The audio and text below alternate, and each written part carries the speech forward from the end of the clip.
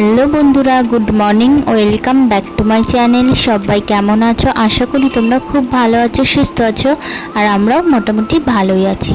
তো তোমাদের সকলকে আমার নতুন একটি ব্লগে অনেক অনেক স্বাগত জানিয়ে তোমাদের সঙ্গে নিয়ে আজকের ব্লগটি শুরু করছি। আর এখন বাজে সকাল 9টা। বাবানকে নিয়েই সকাল সকাল বেরিয়ে পড়েছি বাবানের চুল কাটাবো বলে। তো এই দেখো চলে এসেছি সেলুনের সামনে। তোমাদের দাদাভাই গেছে সেলুনের ভেতরে, সেলুনটা ফাঁকা আছে কিনা দেখতে। আর বাবানকে নিয়ে আমি বাইরে দাঁড়িয়ে আছি, না হলে না ও সেলুনের ভেতরে কাঁচি ট্রিমার এইসব দেখলে একটু ঘাবড়ে যাই। তো এই দেখো বন্ধুরা আমাদের বাজারে মায়ের মন্দির। তো চলো, এই সেলুনটাও ফাঁকা ছিল না, তো বাজার থেকে একটু দূরে আরও দু একটা সেলুন আছে, সেগুলো একটু ঘুরে দেখা যাক। এই দেখো বন্ধুরা, ফাইনালি বাবানের চুলটা কাটানো হয়ে গেছে।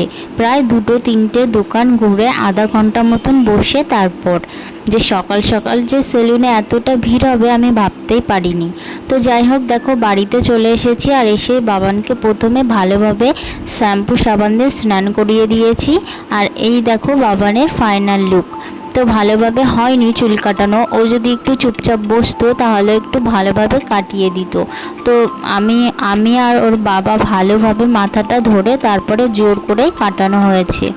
তো দেখো ও এখন একটু খেলা করছে। তারপর দেখো খুব জোরে বৃষ্টি নেমেছিল, তো আমি একটু ভিজছিলাম আর তোমাদের দাদাভাইকে বলছিলাম একটু রিলস বানিয়ে দিতে। তো রিলসের জায়গায় অন্য কিছু বানিয়ে দিয়েছে। তো চলো, সেসব ভেবে আর কাজ নেই। তো দেখো আমাদের বাড়িতে উঠোনে দেখো জল উঠে গেছে। এটা কিন্তু বৃষ্টির জল, 1-2 দিন রোদ্দুর হলেই আবার শুকিয়ে যায়। তো যাই হোক, ছোট্ট একটা ভিডিও তোমাদের সঙ্গে শেয়ার করলাম। ভিডিওটা ভালো লাগলে আমার চ্যানেলটিকে সাবস্ক্রাইব করে রাখো। তো আজকের মতন টাটা।